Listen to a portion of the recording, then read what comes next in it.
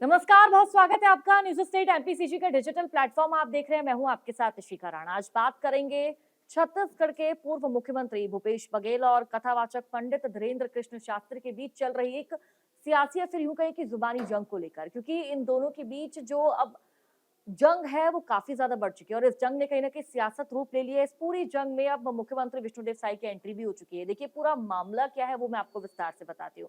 दरअसल छत्तीसगढ़ के जो पूर्व मुख्यमंत्री हैं भूपेश बघेल, उन्होंने कथावाचक पंडित धीरेन्द्र कृष्ण शास्त्री पर तंज कसा है और भूपेश बघेल ने ये भी कहा है कि जिनकी जिद जब जब ये पैदा हुए तो उससे पहले से मैं हनुमान चालीसा का पाठ पढ़ता आ रहा हूँ और इनसे 10 साल बड़ा तो मेरा बेटा है। यानी कि अभी पंडित धीरेन्द्र कृष्ण शास्त्री मेरे सामने बच्चे हैं और भारतीय जनता पार्टी के ये एजेंट है। इस तरह का बयान भूपेश बघेल द्वारा दिया गया, जिसके बाद से जो अब सियासत भी एक नया रूप ले रही है और इसके साथ ही जो पंडित धीरेन्द्र कृष्ण शास्त्री है उनका एक अलग ही रूप देखने को मिल रहा है। देखिए क्या ये पूरा विवाद है, ये मैं आपको विस्तार से पहले बताती हूँ। भूपेश बघेल ने धीरेन्द्र शास्त्री को लेकर ये कहा कि यह अंधविश्वास फैलाते हैं और जब इसके जवाब में धीरेन्द्र शास्त्री ने पलटवार किया तो काफी खतरनाक है पलटवार रहा। धीरेन्द्र शास्त्री ने कहा कि हिंदू समाज को जोड़ना अंधविश्वास है तो ऐसे लोगों को देश छोड़ देना चाहिए। जो हिंदू समाज को जोड़ने वाली चीजों को अंधविश्वास बता रहे हैं, जो लोग ऐसी बातें कह रहे हैं, उन लोगों को देश छोड़ देना चाहिए। यानी कि सीधा सीधा ये तंज पूर्व मुख्यमंत्री भूपेश बघेल के लेकर किया गया, जिसके बाद जो भूपेश बघेल है उनका बयान सामने आता है और इस पर देखिए पलटवार करते हुए भूपेश बघेल कहते हैं कि छत्तीसगढ़ में धार्मिक आयोजनों की आड़ में ये पैसा बटोरने आते हैं। यानी कि जो धीरेन्द्र शास्त्री है उनकी जब जब जहां जहां कथा होती है वहां पर वो पैसा बटोरते हैं। छत्तीसगढ़ में भी कथा के दौरान वो पैसा बटोरने निकले हैं। ये भूपेश बघेल द्वारा तंज कसा गया, जिसके बाद जो धीरेन्द्र शास्त्री है वो आग बबूला होते हुए नजर आए हैं। देखिए पूरा मामला मैं आपको विस्तार से समझाती हूँ। भूपेश बघेल ने कहा कि जब धीरेन्द्र शास्त्री पैदा भी नहीं हुए थे, ये बयान भूपेश बघेल द्वारा दिया गया। जो इस बयान ने अब जो सियासत है वो काफी ज्यादा गर्मा दी है। भूपेश बघेल कहते हैं कि जब धीरेन्द्र शास्त्री पैदा भी नहीं हुए थे तब से मैं हनुमान चालीसा का पाठ पढ़ रहा हूँ, हनुमान चालीसा करता आ रहा हूँ। वह कल का बच्चा है, यानी कि धीरेन्द्र शास्त्री कल का बच्चा है और हमें सनातन धर्म सिखाने चला है। ये एक तंज कसा गया है भूपेश बघेल द्वारा। इसके अलावा बागेश्वर बाबा का एक और वीडियो सोशल मीडिया पर वायरल हो रहा है और वो वीडियो काफी ज्यादा हैरान और चौंकाने वाले है। देखिए उस वीडियो में जो बाबा बागेश्वर हैं वो पत्रकारों पर विवादित बयान देते नजर आ रहे हैं, जिसके बाद जो माहौल है वो और भी ज्यादा गर्माता हुआ नजर आया। धीरेन्द्र शास्त्री कहते हैं कि जिस भी पत्रकार को खुजली हो वो सवाल पूछ सकता है, ये उन्होंने पत्रकारों से बात करते हुए कहा। जिसके बाद देखिए कहीं ना कहीं इस बयान को लेकर कांग्रेस ने बाबा बागेश्वर पर तंज कसा है। कांग्रेस ने इसे पत्रकारों का अपमान बताया। वरिष्ठ पत्रकार द्वारा भी ये बात बोली गई है कि ये तो जो पत्रकार हैं, पत्रकारों जो आपके सामने पत्रकार आते हैं, आपसे सवाल जवाब करते, क्वेश्चन पूछते हैं, वो तो आप तो उनको अपमान कर रहे हो। ये बात बोली गई और ऐसी भाषा के ही हकदार हैं। अगर उसके बावजूद भी पत्रकार उनके पास जा रहे हैं, उनसे क्वेश्चन पूछ रहे हैं, उनसे सवाल पूछ रहे हैं, तो ऐसी भाषा के हकदार हैं। ये बात भी बोल दी गई है। भूपेश बघेल ने साफ-साफ ये कहा है कि हमें सनातन मत सिखाइए।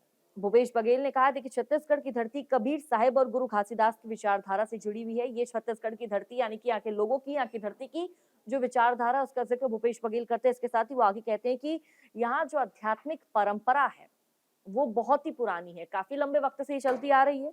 किसी भारी व्यक्ति से सीखने की जरूरत नहीं है। भारी व्यक्ति यानी कि बाबा बागेश्वर से सीखने की हम लोगों को जरूरत नहीं है, ये भूपेश बघेल ने कहा।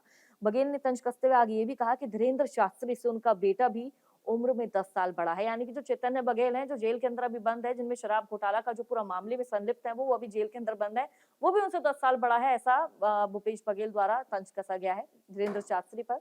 यानी कि मैं तो, मेरे सामने तो बच्चे हैं, जब वो पैदा नहीं हुए थे तब से मैं पाठ करता आ रहा हूँ और मेरा बेटा भी उनसे बड़ा है। ये भूपेश बघेल का साफ रूप से कहना यहाँ पर होता है। तो इस पूरे मामले में देखिए कांग्रेस का बयान सामने आता है कि सत्ता के संरक्षण में जो घमंड है वो पल रहा है। यानी कि भारतीय जनता पार्टी की सत्ता है छत्तीसगढ़ में और सत्ता के संरक्षण में, यानी कि बीजेपी की हिस्सा है जो इस तरह से जो बाबा बागेश्वर है बयान दे रहे हैं। पत्रकारों पर अभद्र टिप्पणी के मामले में कांग्रेस ने एक्स पर भी पोस्ट किया और एक्स पे लिखा कि पत्रकार खुद से नहीं गए थे बल्कि बीजेपी नेताओं ने उन्हें बुलाया था, तब पत्रकार वहां पे गए थे पूरे रिकॉर्डिंग करने या फिर यूं कहें कि बाबा बागेश्वर के बयान को लेने, उनकी जो पूरी स्टोरी उसको कवर करने। फिर ऐसा अपमान आखिरकार पत्रकारों का क्यों हुआ है, ये कांग्रेस का कहना है। ये सिर्फ बदतमीजी नहीं बल्कि सत्ता के संरक्षण में पल रहा घमंड है। ये कांग्रेस ने बाबा बागेश्वर पर तंज कसा है, यानी कि यूं कहें कि बाबा बागेश्वर पर आरोप दागे गए हैं। कांग्रेस ने आगे लिखा कि जब पूरी सरकार ही चरण वंदना में लगी हो तो इनकी जुबान पर बेलगाम होना इनकी जुबान का स्वाभाविक हो जाता है।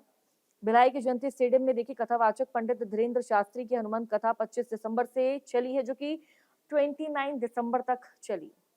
यानी कि अगर आज की हम बात करें, आज तो कथा का समापन हो चुका है, कल तक की कथा लास्ट थी, लेकिन इन दिनों के बीच 25 दिसंबर से लेकर 29 दिसंबर तक के बीच जो सियासत है वो सूबे की काफी ज्यादा गर्माती है। जिस तरह से हमने देखा, एक तरफ बाबा बागेश्वर द्वारा तंज कसा जा रहा है भूपेश बघेल को लेकर, पूरी कांग्रेस को लेकर, तो दूसरी तरफ भूपेश बघेल ने भी उन पर जमकर पलटवार किया है। और देखिए अगर हम बात तक बाबा बागेश्वर की करें तो काफी ज्यादा सुरक्षा का ध्यान रखा गया था जब वो अपने कार्यक्रम स्थल पर पहुंचे कथा करने के लिए। लेकिन इस बीच देखिए सियासत गर्माती नजर आ रही है। भारतीय जनता पार्टी को यहाँ पर आड़े हाथों लिया जा रहा है कांग्रेस द्वारा। कांग्रेस ने पहले देखिए बाबा बागेश्वर पर निशाना साधा, बाबा बागेश्वर पर तंज कांग्रेस द्वारा किया जाता है और आगे बढ़ते बढ़ते कांग्रेस बीजेपी पर भी निशाना साधती है। साफ रूप से कांग्रेस ये कह रही है कि जो बाबा बागेश्वर है उनको भारतीय जनता पार्टी का संरक्षण मिल रहा है, उनकी शह मिल रही है, इसी के चलते जो उनकी जुबान है वो ऐसी हो रही है।